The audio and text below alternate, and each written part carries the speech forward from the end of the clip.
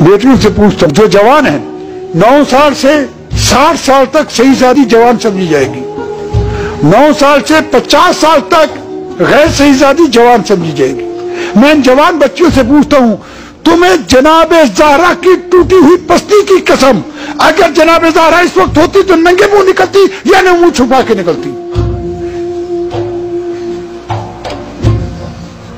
جناب زہرا مدینے کے سڑکوں پہ ننگے منہ پھرتی تھی۔ کیا ہو رہا ہے؟ کیا ہو رہا ہے؟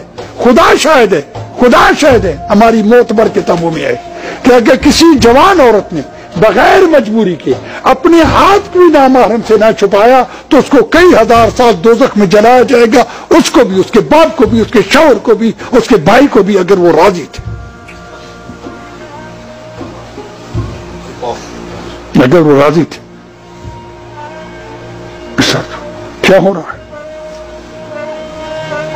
کیا ہو رہا ہے میرے بھائیوں، بیٹے اور بیٹے؟ کیا ہو رہا ہے؟ کہتے ہیں منہ کھولنا جائز، منہ کھولنا جائز ہے؟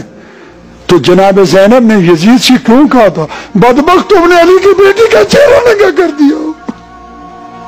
اسے کیوں نے کہا تم ہمیشہ ننگے منہ پھرتی ہو؟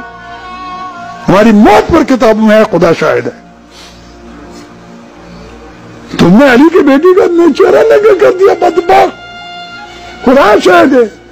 ایک دفعہ رسول اسلام اپنے ایک بہت نیک صحابی تھا، وہ اندھا تھا اور بوڑھا بھی تھا، اس کے وہ اتنا نیک تھا کہ رسول کی زندگی میں وفات پا گیا، رسول نے خود اس کو قبر میں اتارا تھا اور اس پہ آنسو بھی بہائے تھے، اتنا نیک صحابی۔ اس کے ساتھ رسول اسلام جناب زہرا کے دروازے پہ آئے، دروازہ کھٹکھٹایا، گویا کہ رسول مجھے آپ بتا رہے تھے اپنی بیٹی کے گھر بھی بغیر اجازت کے داخل نہ ہو جاؤ، بیٹی کے گھر میں آؤ بابا اندر آ جاؤ۔